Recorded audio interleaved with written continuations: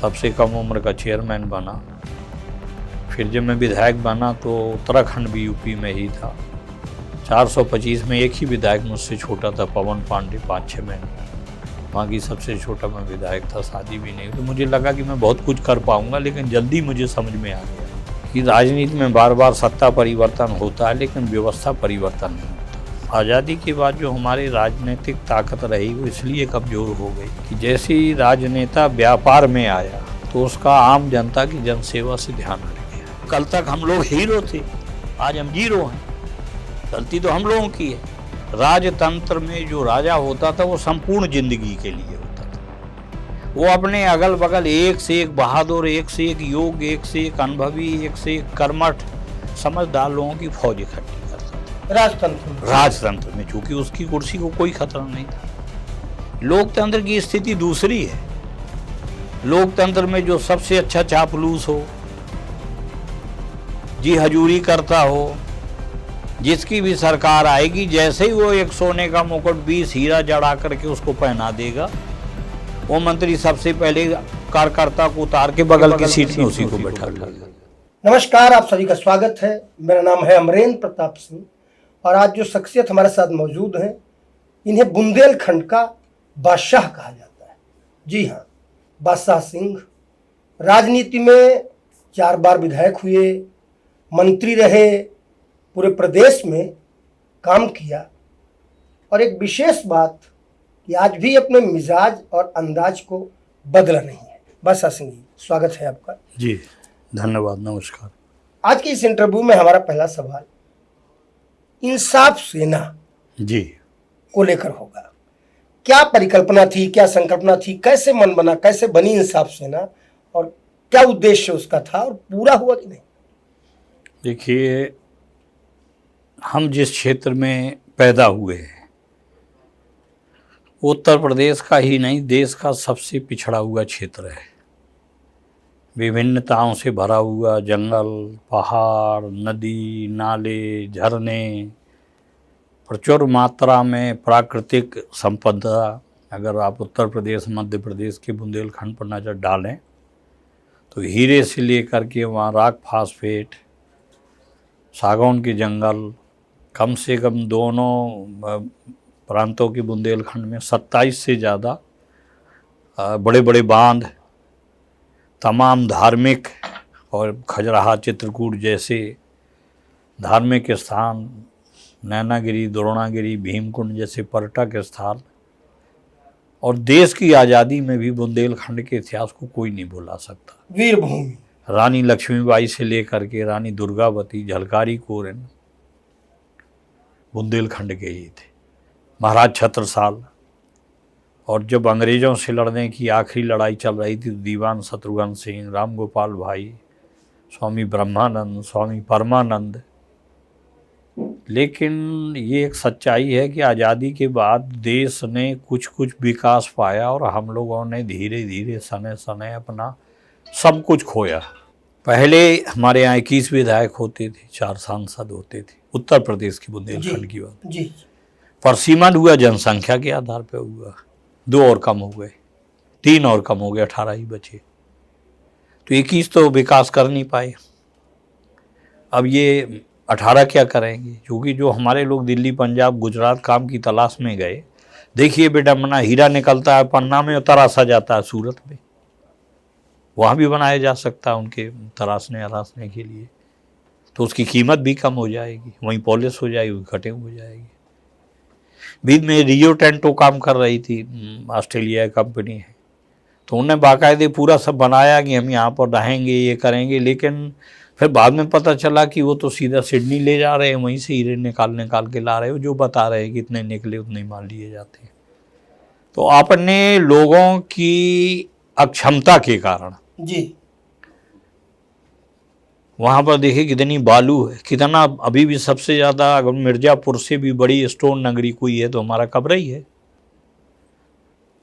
तो आज़ादी के बाद जो हमारी राजनीतिक ताकत रही वो इसलिए कमज़ोर हो गई कि जैसे ही राजनेता व्यापार में आया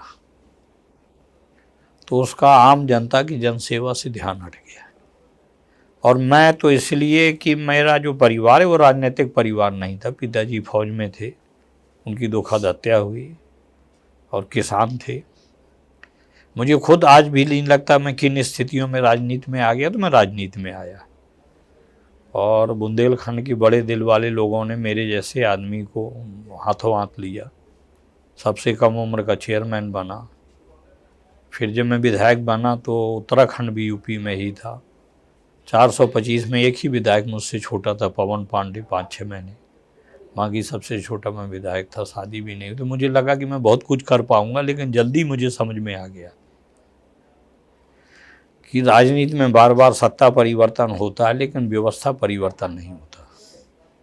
व्यवस्था परिवर्तन ना होने से अधिकारियों की नेम प्लेटें बदल जाती हैं, नेताओं की बदल जाती हैं। नियम और कानून और वो काम करने का जो ढर्रा है वो वही चलता रहता है। तब फिर सब लोगों की सलाह से हम लोगों ने एक संगठन बनाया जो गैर राजनीतिक सामाजिक संगठन था, बुंदेलखंड इंसाफ सेना। संगठन का मुझे कोई अनुभव नहीं था, पर नीयत मेरी बिल्कुल साफ थी। न व्यक्तिगत उससे कोई राजनीतिक मेरा हित निकल रहा था। एक मन में पीड़ा झलक रही थी कि अपने लोगों के लिए कुछ किया जाए, और लोगों ने बढ़कर के हाथ बटाया इंसाफ सेना में। और मैं आपको एक और आश्चर्यजनक बात बता दूं, आप जानकारी कर लो, कभी उसकी सदस्यता भी नहीं हुई। और इसके बाद भी यूपी एमपी के बुंदेलखंड में हम लोगों ने बड़े बड़े कार्यक्रम किए। महोबा में जहाँ 400 एकड़ का मदन सागर झील है, जिससे पूरा शहर पानी पीता है, 10 लाख नगर पालिका ने खर्च किए, जलकुंभी नहीं साफ हुई। 10 लाख जिला मजिस्ट्रेट ने खर्च किए, नई जलकुंभी साफ हुई। आप जानकारी करो कि इंसाफ सेना के बहादुर नौजवानों ने, वहाँ की महिलाओं ने कैंप लगाया, मैं भी वहाँ रहा, और 1 महीने के अंदर हम लोगों ने 20,000 ट्रक जलकुंभी निकाल करके साफ कर। 400 एकड़ की झील। 400 एकड़ की झील, आप जाके पूछिए वहाँ। क्या नाम है झील का?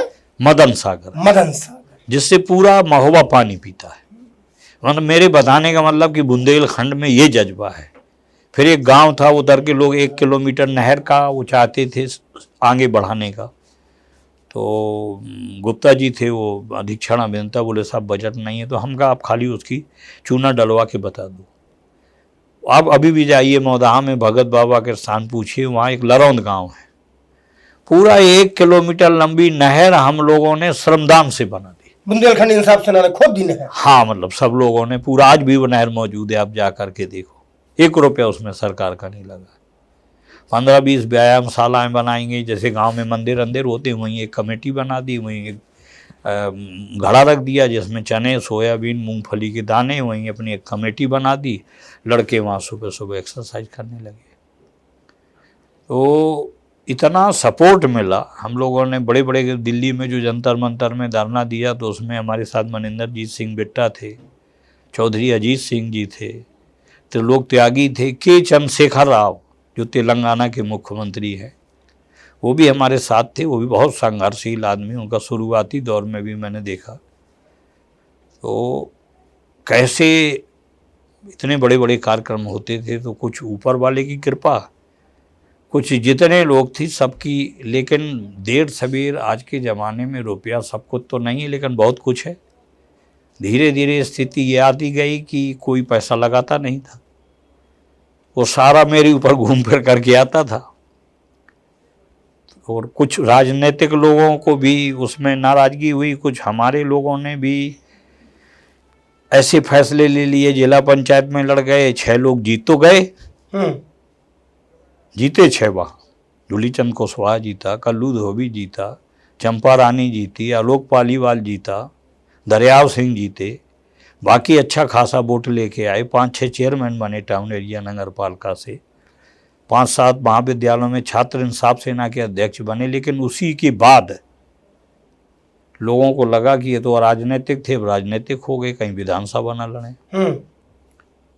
तो जिस तरह बड़ी मछली छोटी मछली को खा जाती है जी, कि भविष्य का हमारे लिए खतरा है, हाँ। उस तरह हमारे पर हमले होने लगे, मुकदमे लिखने लगे। अब सारा उसमें जो कुछ था दारो मदार मेरे ऊपर ही रहता था। लेकिन मैं आज भी ये कह सकता हूँ कि दूल्हा चांद जैसा हो, बारात शानदार और जानदार थी। बुंदेलखंड का आदमी बहुत दमदार है। आज भी आप देखो, 14 साल 1.5 महीने से मैं पैदल हूँ, मेरे पास कोई पद नहीं है। 14 साल 1.5 महीने से? हाँ, लेकिन आप उधर आइए, जब मैं निकलूंगा तो सत्ताधारी दल के नेताओं के साथ जितने लोग निकलेंगे उससे ज्यादा लोग हमारे साथ निकलेंगे। तो इसका मतलब आप तो जो हमारा उस निर्णय पे कायम है कि इंसाफ सेना सही कदम था। बुंदेलखंड जब तक राज्य नहीं बनता तब तक आप ये जान लीजिए कि हम लोग, और क्यों बनना चाहिए, एक मुख्य चीज जो कोई नहीं बताता, मैं आपको बता रहा हूं। जब देश को आज़ादी मिली, मैं तो आपको एग्रीमेंट दूंगा, तो हमारे सभी उत्तर प्रदेश बुंदेलखंड के राजाओं ने एक साथ मिलकर के, गृह मंत्री थे जो उस समय वल्लभ भाई पटेल जी, उनसे मीटिंग की, और मेनन उनके जो वो थे प्रमुख सचिव, उन्होंने कहा भाई राष्ट्र के व्यापक हित में हम अपने राज्य और जागीरें भारतीय संघ में विलय कर रहे हैं, पर हमारी भाषा की विविधता है, हमारी भौगोलिक स्थिति अलग है, हमारी परंपराएं अलग हैं, हमारी समस्याएं अलग हैं। इतने बड़े देश में हमारे लोग बाद में अपने अधिकार से वंचित न हो जाएं, इसलिए सबको मिला के एक अलग राज्य बनाया जाए। वो एग्रीमेंट हुआ, उसकी मैं कापी आपको भेजूंगा। बहुत अच्छा। इसके बाद विंध्य प्रदेश नाम का एक राज्य बना उस एग्रीमेंट के तहत, विंध्य प्रदेश। नौगांव उसकी राजधानी बनी, और स्वर्गीय कामता प्रसाद सक्सेना उसके मुख्यमंत्री बने। उन्होंने अपना कार्यकाल पूरा किया, फिर स्वर्गीय गोविंद नारायण सिंह मुख्यमंत्री बने। इसके बाद पता नहीं उनको लगा हो कि सारा खनिज यहीं पर है और सारा जितना पैसे की वो है संभावना है, तो उसको तोड़ करके फिर 2 राज्यों में उसको कर दिया गया। अब हम लोग प्रदर्शन करें तो भोपाल बहुत दूर है, लखनऊ बहुत दूर है, और दिल्ली बहुत दूर है। तो ये सारी स्थितियां हैं, लेकिन सच्चाई के लिए, अच्छाई के लिए और अपने लोगों के उज्जवल भविष्य के लिए मेरे पिताजी कहते थे कि हमेशा संघर्ष करना चाहिए, और उसमें मीडिया ने भी बढ़ चढ़ के हम लोगों को बड़ा सहयोग प्रदान किया। ठीक, ये जवाब तो हुआ। अब अगला सवाल है कि एक यात्रा जो शुरू हुई भारतीय जनता पार्टी के नेता के रूप में, 2 बार विधायक हुए, फिर बहुजन समाज पार्टी तक गए, मंत्री बने, काम किया, कांग्रेस पार्टी में भी। हाँ, मैं राजबब्बर रहे। हाँ, राजबब्बर जी ने बुलाया आपको, मित्र हैं हमारे, अच्छे नेता हैं। और अभी पिछले चुनाव में समाजवादी पार्टी के साथ जाना कहाँ है, गोल क्या है, डेस्टिनेशन क्या है बादशाह सिंह का? देखिए, व्यक्ति, अगर मैं अपने बारे में गलतफहमी में नहीं रहता, मेरी बुनियादी जो कमजोरियां हैं, मैं अपने पूरे राजनीतिक जीवन में 20 बार दिल्ली गया हूँ, और उसमें भी 4-5 बार गैर राजनीतिक यात्रा में गया। मेरा एक दोस्त तिहाड़ जेल में बंद था, तो मैं उससे मिलने गया। मैं तो जिससे दोस्ती रखता हूँ तो रखता हूँ। राजबब्बर जी अभी पार्लियामेंट लड़ रहे थे, तो मैं उनके उसमें गया। तो मतलब मेरी जो दिल्ली में अब तक का पैदा हुआ 15 राजनीतिक यात्रा है। लखनऊ में बहुत ही कम रहता हूँ। पत्थर हमने कभी कहीं कोई लगाया नहीं, हमारा एक आपको मिलेगा नहीं। होर्डिंग हम लगाते नहीं, और आप ताज्जुब नहीं मानेंगे, चैनल और मीडिया वालों से आप बुंदेलखंड की पूछ लो, जब कई बार हमसे बात होती है तब मैं समय देता हूँ। अखबार में पढ़ता नहीं सालों से, कुर्ता पजामा हमें पहनना नहीं, माला हमें पहनना नहीं, तुलादान हमें कराना नहीं। तो उस स्थिति में अपनी इस कमी को देखते हुए आज जो देखिए, राजतंत्र और लोकतंत्र में मैं बेबाक आदमी हूँ, मैं हमेशा जब बात करता हूँ 2 फर्क है। राजतंत्र में जो राजा होता था वो संपूर्ण जिंदगी के लिए होता था। वो अपने अगल बगल एक से एक बहादुर, एक से एक योग्य, एक से एक अनुभवी, एक से एक कर्मठ समझदार लोगों की फौज इकट्ठी करता था राजतंत्र में, चूंकि उसकी कुर्सी को कोई खतरा नहीं था। लोकतंत्र की स्थिति दूसरी है। लोकतंत्र में जो सबसे अच्छा चापलूस हो,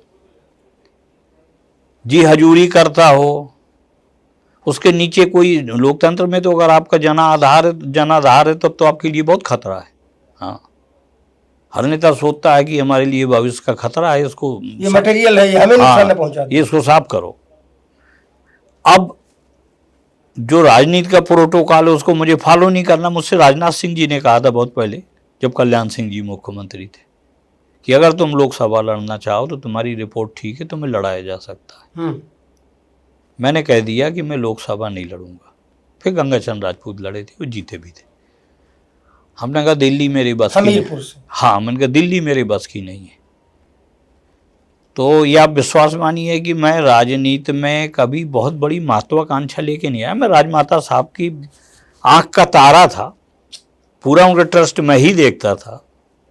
कितने बड़े बड़े नेताओं को बताएं, लेकिन आप किसी भी दल के तो परिस्थितियां ये आती नहीं कि हम फील्ड पर काम कर रहे हैं, साइलेंट बम है।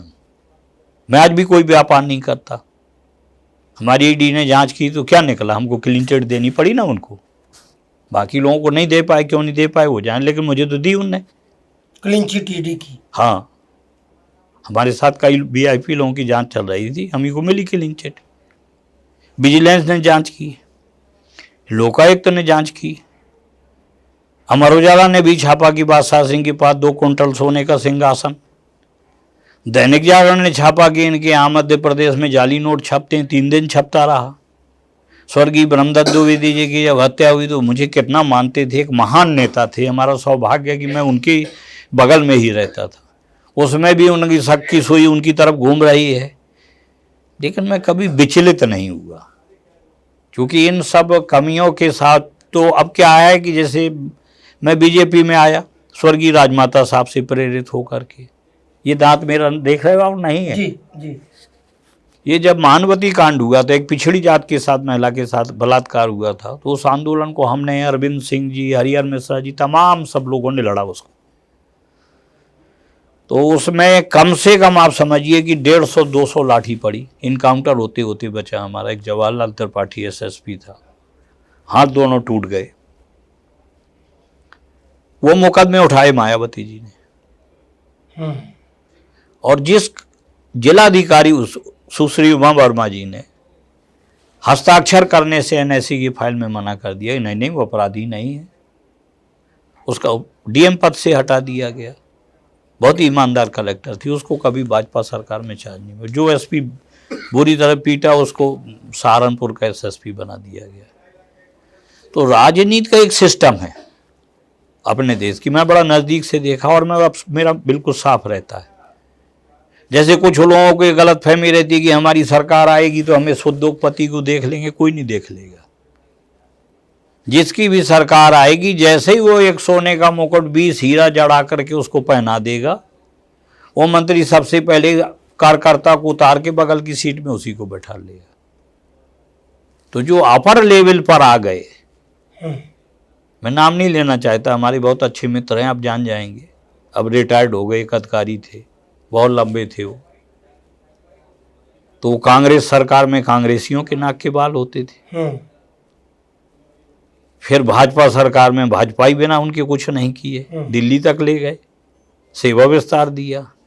सपा सरकार में सपाइयों के सबसे खास थे, और बसपा सरकार में बसपाइयों के सबसे खास थे। तो यहाँ 3 तबका है। तो जो स्वाभिमानी आदमी है उसके लिए राजनीति ठीक नहीं। मैं सच बताता हूँ, मेरे मन में पता नहीं कितनी बार आया कि मैं क्यों हूँ राजनीति में। आप पता कर लो जा कर के, ईश्वर तो सब देख रहा। हमने कभी विधायक निधि में 1 रुपया कमीशन नहीं लिया, कभी भी।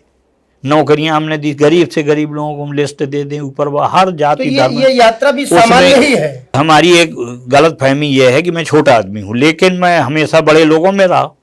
मैं स्वर्गीय राजमाता साहब के साथ बैठता था, उनका सिंधिया देवस्थान ट्रस्ट देखता था। ट्रस्ट में भी ईश्वर जानता है हमने कभी डीजल नहीं लिया। अभी वसुंधरा जी आपको बता देंगे, अभी 6 महीने पहले उनका फ़ोन आया था और डांट रही थी कि मैं तेरे से 5 साल बड़ी हूँ, तो मुझे फ़ोन नहीं करता। मगर दीदी गलती हुई।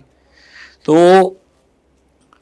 जो आदमी लखनऊ में 25 दिन चिपका रहेगा, सुबह सुबह बुक्का, जैसे आम का सीजन आया तो घर में एक भी आम का पेड़ ना हो, यहाँ से अच्छे आम ले लो साहब, पहला आम आया बाग में तो हमने सोचा आपको दे दें। नेताजी खुश हो गए। भले घर में बाग का एक पेड़ ना है ही नहीं, होगा कहाँ से। वाह हाँ वाह। तो नेताजी खुश हो गए।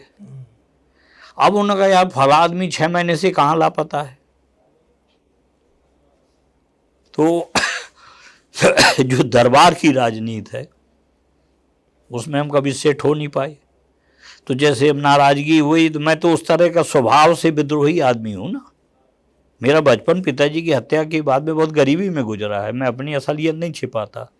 आप विश्वास मानिए, मैं 24-24 घंटे पानी पी के रहा हूँ। मैं बड़े भाई से लड़के घर से भाग निकला, तो कभी 8 दिन में नाक रगड़ोगे हम नहीं आएंगे। तो पारिवारिक मकानों में 16 साल गए नहीं। तो मैंने जीवन में, ये मेरे पिताजी कहते थे कि सम्मान सबको दो, अभिमान बुरी चीज़ है, लेकिन कुछ पाने के लिए चापलूसी किसी की मत करो। अपन लोग राजा राव राम बख्श सिंह के वंशज है, उन्नाव से गए हम लोग। अब बोले हम लोग सम्राट रहे, हर्षवर्धन जैसा महान शासक हम लोगों के कुल में था। हम लोग राजा रहे, सम्राट के जागीरदार रहे, लेकिन जब धर्म कर्म साहस चरित्र पुरुषार्थ से हीन हो गए तो अब ट्रैक्टर चला रहे।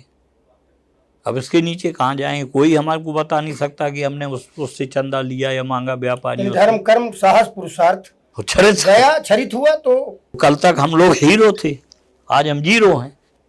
गलती तो हम लोगों की है। तो हमने देश को हमेशा बड़ा माना, कुर्सी को हमेशा छोटा माना। आप देखिए, मैं भाजपा से विधायक था और सरकार महोबा जिला बनाने के लिए विधानसभा का घेराव हो रहा था।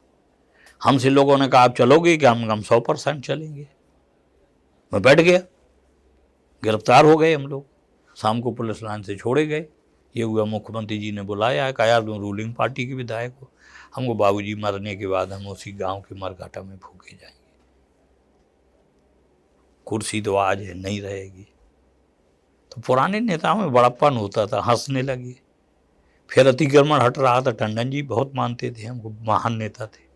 पहले वो परिवार जैसा समझते थे वर्कर को। पहले वाला मामला कल्याण सिंह जी के साथ। हाँ, तो इसके बाद में दूसरी बार में टंडन जी थे नगर विकास मंत्री, अतिक्रमण हट रहा था, मायावती सरकार थी। तो मैंने कहा कि मुस्करा और मौदहा को खरेला मैं नहीं हटने दूंगा। मुस्करा मौदहा खरेला, हाँ, वो मेरी विधानसभा में पढ़ते थे। कहा भाई वो सरकार का आदेश है। मैंने कहा देखो भाई, गरीब इलाका है, एक पटरी का दुकानदार एक परिवार चला रहा है, मैं उनकी बददुआ नहीं ले पाऊंगा। और सरकार का में बहुत मोह नहीं है, अगली बार टिकट देना हो न देना या न देना। टंडन जी इतने महान नेता थे कि उन्होंने बुला के डांटा, बाद में कहा तू हमेशा सिर दर्द बना रहता है, क्या करना है? हम कहा चाचा वो इलाही तालाब के पास ढेर सारी ज़मीन पड़ी है बेकार, नगर पालिका की, ये गरीब लोग हैं, इनको फ्री में दुकानें लाट कर दीजिए, धीरे धीरे खुद हट जाएंगे। और उत्तर प्रदेश में व्यवस्था केवल एक जगह हो पाई, लेकिन हमने हटने नहीं दिया। तो ऐसा नहीं है कि हम सत्ता में भी रह कर के विवाद के केंद्र में रहे। जैसे आलोक कुमार जो आपके प्रमुख सचिव स्वास्थ्य हैं इस समय, ये मेरे डीएम थे, बिहार के थे, ईमानदार आदमी, काम करने वाला आदमी। भाजपा का एक नेता इनको नापसंद करता था, राजनाथ सिंह जी पे दबाव डाल के मुख्यमंत्री उसको हटवा दिया। राजनाथ जी मुख्यमंत्री थे उस मैंने विधानसभा से त्याग पत्र भेजा लिख करके कि क्या फायदा जब हम एक अच्छे अधिकारी की हिफाजत नहीं कर सकते। तो उन्होंने फ़ोन किया कि अरे आप क्यों ऐसा कर रहे हैं, विवाद हो रहा है, हम लोग तो नौकरी में रहते ही हैं। मैंने कहा मैं न तुम्हारी मदद कर रहा हूँ, न मैं इसलिए कर रहा हूँ, मैं इसलिए कर रहा हूँ कि आप एक अच्छे अधिकारी थे और इस जिले के विकास कार्यों को नया जिला गति दे रहे थे। तो जैसे पांडे जी थे, कमिश्नर थे हमारे यहाँ चित्रकूट मंडल के, जैसे वो हटाए गए तो ईमानदार थे। तो अरुणार्या थे हमीरपुर में डीएम, वो हटाए गए। अरे आप इनके लिए लड़े, आप इनके लिए। हाँ, तो हमने कभी नहीं देखा किसकी क्या जाती। अब देखिए, मैं विधायक था, चुनाव हो रहा था, हमारा एसपी मुसलमान था जकी अहमद, तो मुख्यमंत्री थे राजनाथ सिंह। बोले यार, हमने कहा देखिए भाई साहब, एक आध तो आप मुसलमान रखोगे उत्तर प्रदेश में। और मैंने कहा आपको मैं और बता दूं कि मेरा जो खुद का गांव है खरेला नगर पंचायत है, वहाँ का जो थाना देखिए वो भी मुसलमान है, नसीम अहमद खान। बोले कहीं ज़्यादा आत्मविश्वास तो मैं ले ना डूबे। हमने कहा कि हमने जो किया है वही तो हम पाएंगे। अति संवेदनशील रहा, राजनारायण बुधौलिया जैसा मजबूत नेता और मर्दन सिंह जैसे सब लोग लड़ रहे थे। मैं ही जीत के आया, पूरे 4 जिले में एक सीट मिली, चित्रकूट, बांदा, हमीरपुर, महोबा में भाजपा को, वो हमारी सीट थी, मौदा। 18 साल में भाजपा में था, मैंने कभी नहीं कहा कि मुसलमान ठीक नहीं है, कि दलित ठीक नहीं है, कि बैकवर्ड ठीक नहीं। भी हमारा काम है सड़क बनाना। ठीक है, आपको छोटे छोटे सवाल है जी, और उनका जवाब आप जो देना चाहें या देना चाहें या न देना चाहें, हम ये आप पर छोड़ देते हैं। सूर्यदेव सिंह का भविष्य राजनीति में कोई किसी का भविष्य नहीं बना सकता। आप अगर 1 रुपया है तो हम उसको 1.25 रुपया बता करके लोगों में खड़ा कर सकते हैं। पर मैं ये कह सकता हूँ, न मैं परिवारवाद के पक्ष में रहता हूँ, चूँकि बच्चों के जन्मदिन में मैं रहा ही नहीं, मैं बाहर मीटिंगें करता रहा। करवा चौथ है, पत्नी इंतजार कर रही, मैं बाहर कार्यक्रमों में लगा हूँ। कभी लखनऊ जेल, कभी बांदा जेल, कभी हमीरपुर जेल, कभी महोबा जेल, ये हमारा सफ़रनामा रहा। लेकिन मैं ये कह सकता हूँ कि उसके अंदर हमारे जैसा स्वाभिमान और जल्दी कुछ ना पाने की लालसा लेकर के वो अपना काम कर रहा है। धैर्य है, नहीं धैर्य है, और उसके अंदर ये बात भी है कि मैं बिना राजनीति के भी सम्मानपूर्वक जी सकता हूँ और अपने लोगों के लिए कुछ ना कुछ कर सकता हूँ। यानी बेटा भी पिता की तरह सोचता है। लगता मुझे ऐसा ही है। आप कभी मिलिए। और परिवार के लिए मेरी पत्नी राजघराने की है, लोगासी राजघराना पड़ता है मध्य प्रदेश का, वहाँ की बुंदेला ठाकुर। हमारे यहाँ कभी नौकरानी नहीं रहती। 20-20 लोगों को खाना खिलाना, गरीब से गरीब महिला को पैर छूना, सम्मान देना, बुखार चढ़ा है तब भी खिला रहे हैं। तो मेरे आगे बढ़ने में सबका, उनका भी योगदान रहा, मेरे मित्रों का योगदान रहा, गरीबों का योगदान रहा और मीडिया का योगदान भी रहा। मीडिया ने मुझे बहुत नुकसान भी पहुंचाया। बाहुबली, माफिया डॉन, अपराधी, कभी मेरे ऊपर हत्या का मुकदमा लिखा नहीं गया। छूट जाना एक अलग बात है, पंजीकृत नहीं हुआ। कभी डकैती का मुकदमा, कभी लूट का मुकदमा, कभी अपहरण का मुकदमा, कभी चोरी का मुकदमा, कभी जुए का मुकदमा, किसी महिला से दुराचार से संबंधित कोई मुकदमा नहीं लिखा। लेकिन बाहुबली हो गए। हाँ, दुनिया में हो गए। हाँ, उनको लगा कि इसके अंदर ईगो बहुत है, और जबकि ऐसा कभी नहीं रहा। साधारण आदमी। हमने कहा छोटे छोटे सवाल। हाँ। सूर्यदेव पर बात हो गई। अब अगला छोटा सवाल ये है कि क्षत्रिय होना, क्षत्रिय के घर में जन्म लेना, क्षत्रिय का बेटा होना राजनीति में कहीं से फायदेमंद भी है या केवल नुकसानदेह है आज की राजनीति की? देखिए, उसके लिए भारत की राजनीति में 3 फैक्टर है मेरी समझ में: अर्थ, बर्थ और व्यर्थ। अगर आप बहुत बड़े घर से हैं आर्थिक आधार पे, तो जन्म से ही आपको विशेषाधिकार मिल गया। और एक व्यर्थ फैक्टर है। आप विश्वास मानिए कि मैं 18 घंटे काम करता हूँ, कभी आप आइए हमारे घर में, एक एसी नहीं मिलेगा, एक कूलर नहीं मिलेगा, और 50 टेम्परेचर में भी मैं तड़तड़ाता हुआ निकल जाऊंगा। मैं मंत्री भी रहा, कभी मिलने वालों की मैंने सूची नहीं बनवाई, वहीं बैठ के खाता जाऊंगा। 100-100, 200 लोगों को, वही गरीब लोगों को याद रहा। हर साल इतनी व्यस्तता के बावजूद भी 100-125 गरीब लड़कियों की शादियां, वहाँ पर दलित, पिछड़ी, अगड़ी, मुस्लिम। तो मैं एक बात जरूर कह सकता हूँ कि हम लोग राजनीतिक व्यक्ति नहीं, हम लोग पारिवारिक व्यक्ति हैं। दूसरी बात मैं ये कह सकता हूँ कि साख में, चरित्र में, विश्वसनीयता में कोई भी कितनी आलोचना कर ले, आज भी पूरे देश में सब पर भारी है। किसी भी जाति का व्यक्ति अपनी जाति की बाहुल्यता वाली सीट से ही चुनाव लड़ के जीत सकता है। मैं मोदार से 4 बार विधायक रहा और एक चुनाव 80 वोट से हारा था। सपा बसपा गठबंधन में बसीरुद्दीन 112 वोट से पहले 111 से सीधा हारा, फिर डाक के भी वोट गिने गए तो 80 वोट से हार गया था। तो हमारे यहाँ भी अगर आप देखें तो ठाकुर ज़्यादा नहीं है। मुस्करा विकास खंड में तो 3 गांव छोड़ के ठाकुर है ही नहीं। आप फतेह बहादुर की सीट देख लो, आप राजा भैया की सीट देख लो, आप केपी सिंह जो 6 बार विधायक रहे पिछोर से, उनकी सीट देख लो। आप ब्रजेंद्र सिंह राठौड़ नेवाड़ी के 4000 वोट है ठाकुर, 4 बार वो, अभी लड़का है उनका नितिन राठौड़। दतिया में 5000 वोट हैं, 5,500। राजा घनश्याम सिंह हमारे मित्र हैं, वो 4 बार विधायक रहे वहाँ से।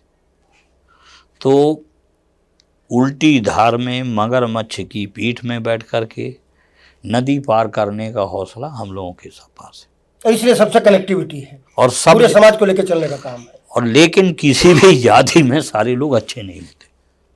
हाँ ठीक है, कुछ गलतियां हम लोगों से भी हुई हैं। आज़ादी के 50 साल पहले से अंग्रेज पूरा राज्य चला रहे थे, हम लोग तो सीमित नाम के राजा थे। ब्रिटिश रेजिडेंट सब चले गए तो भारतीय संघ में विलय हो गया। लड़ने की बढ़ने की आदत खत्म हो गई। तलवार कोई दे दे, साफा बांध दे, जय जयकार करें, हम लोग खुश हो गए। जो हम लोगों के वफादार लोग थे, खून बहाते थे, उधर हम झांकने नहीं गए, देखने नहीं गए। ये गलती है। और हमारा कोई वफादार आदमी मर गया, वहाँ हम गए नहीं, और पता चला कोई बेस्या आ गई तो असरफियाँ दी जा रही हैं। कोई भाट आ गया सूरज चांद से, उसने हमारी तुलना कर दी तो जागीर दी जा रही है। तो आज जो हम करेंगे वही तो आने वाला भविष्य का निर्माण करेगा ना।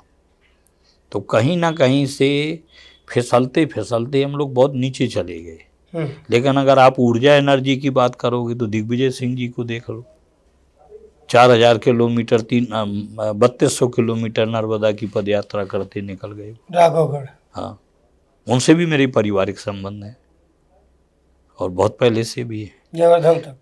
हाँ, तो क्या है कि जहाँ कुछ लेने की लालसा नहीं रहेगी,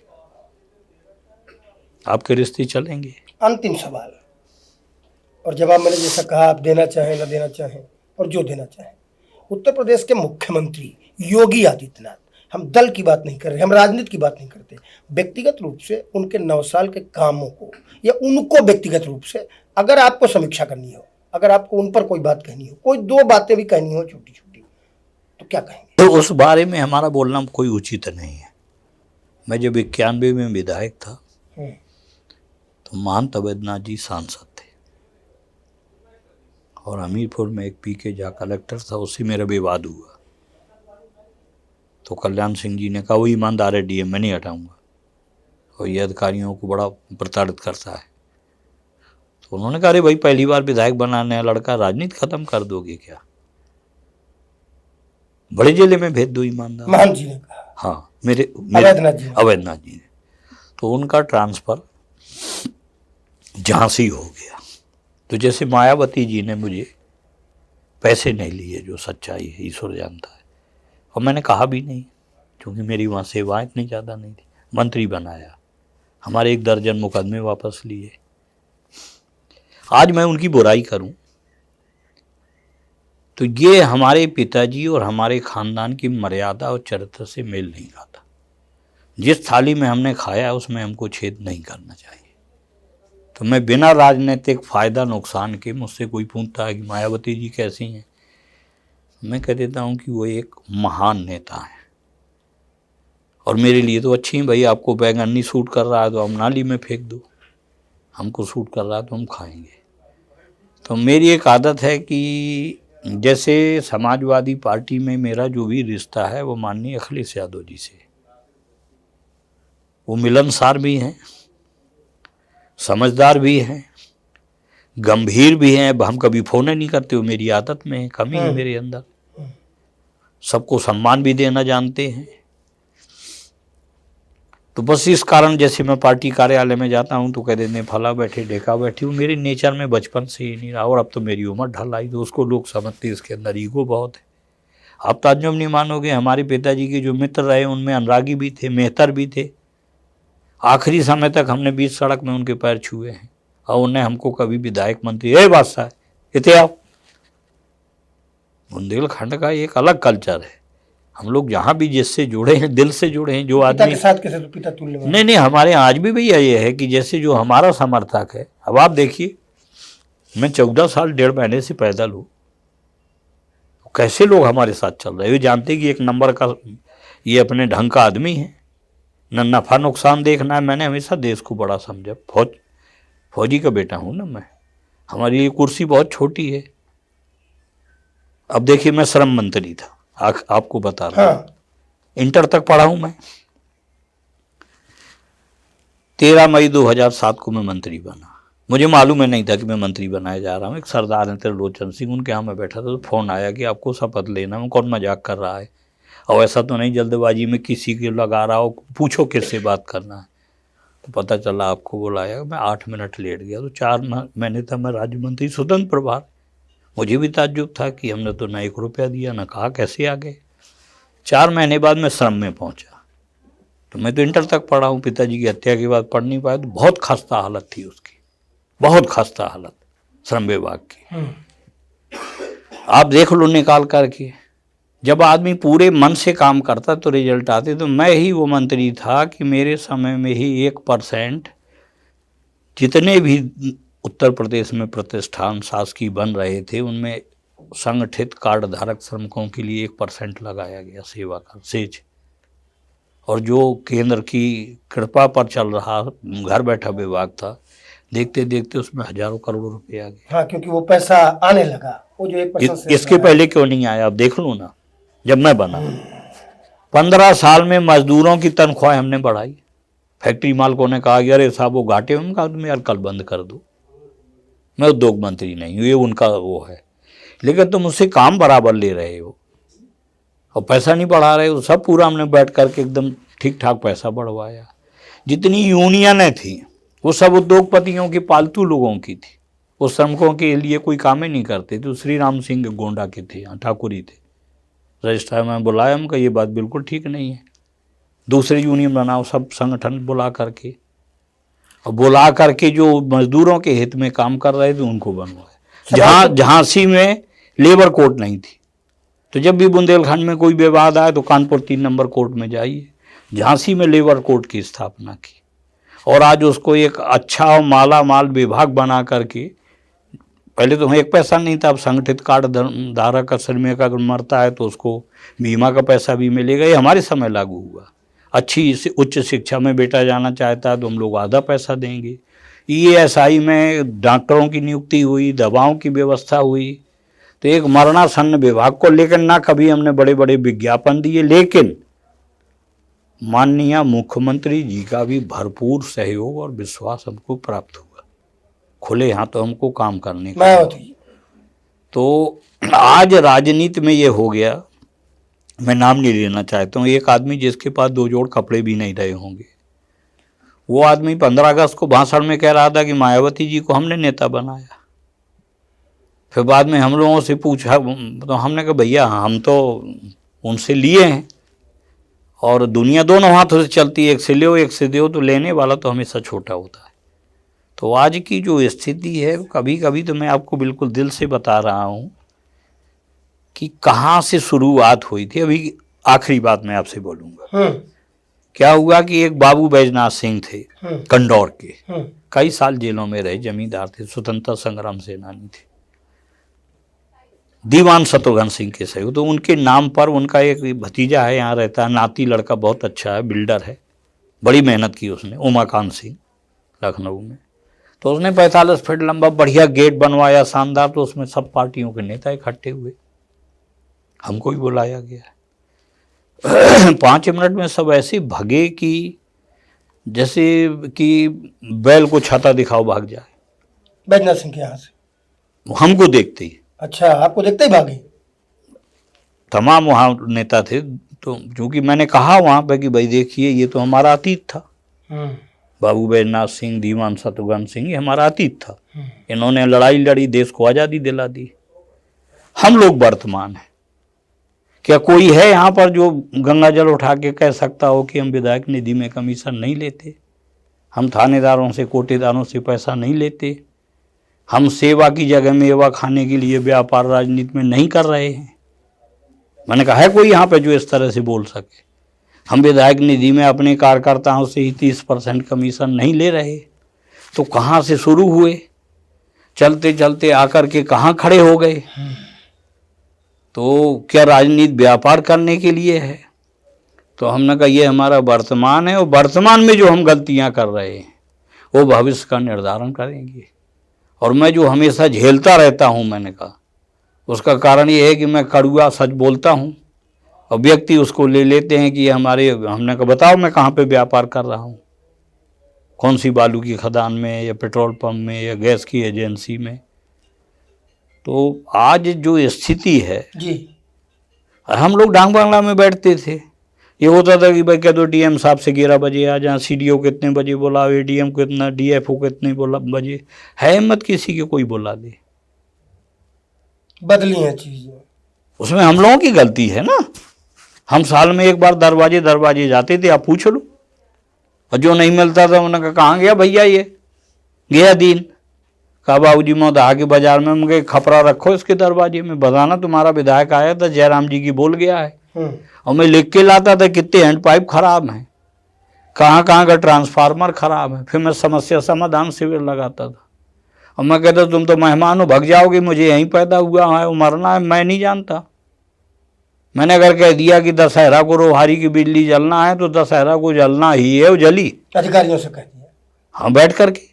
फिर इसके बाद मैं मेहमान हूँ, हाँ, हमें तो यहीं रहना है। तो राजनीति कैसी चलती है? साख और विश्वसनीयता से आप कितना भी चलाओ, सवर्णों के खिलाफ विरोध। हम भी तो हैं सामान भर के। तो जब बार बार एक नेता ने कहा कि अरे इसने कल्याण सिंह जी का विरोध किया है और उनके खिलाफ विधायकों को ले जाके दिल्ली में परेड कराई है, और तुम लोगों के वोट से विधायक बन जाता है। उमा जी का इसने विरोध किया बड़ा मलहरा में, मेरा विरोध किया, राजपूतों से उन्होंने कहा, वो अपनी एक उमा जी की पार्टी से एक राजपूत को भी खड़ा किया गया। ठाकुर वहाँ मुस्करा ब्लॉक में थे नहीं, है भी नहीं, 2-3 गांव छोड़ के। लेकिन जीता तो मैं ही सब राजपूत गांव से। तो जिस तरह से दूध और पानी मिल जाता है, अब जो दोगे वही मिलेगा। हम बिल्कुल, ईश्वर जानता, हमने कभी किसी से छल नहीं किया। हमने राजपूतों के लड़कों को नौकरियां दी, कुशवाहों के लोगों को, मुसलमानों के लड़कों को, और उनकी मैं आपको लिस्ट दे दूं। साहू हैं उसमें, यादव हैं उसमें, शिवहरे हैं उसमें, पंडित हैं, ठाकुर हैं। तो अभी आपको मैं लिस्ट जब आप कहोगे भेज दूंगा, आप देख लो, उनके पास घर में कुछ था ही नहीं। तो ये कह देना कि भैया फला जगह सब कुछ बिक रहा है, जब हम खुद बिक रहे हैं तो हम दूसरे लोगों को भी बेचेंगे जा करके। बादशाह सिंह जी, हमने जो भी सवाल पूछा जवाब उन्होंने अपने तरीके से सबका दिया। अब उनकी किस बात में क्या चीज सही है और क्या गलत है, हम इसका निर्णय नहीं कर सकते। ये लोकतंत्र है, और लोकतंत्र में जनता जनार्दन और जनता हो आप भी देख लो कि इनकी बात में क्या सही है और क्या गलत। और बताओ हमें कमेंट्स में कि बुंदेलखंड के बादशाह कहे जाने वाले बादशाह सिंह और अब उनके युवा राजनीतिक पुत्र सूर्यदेव सिंह जाएंगे कहाँ। नमस्कार।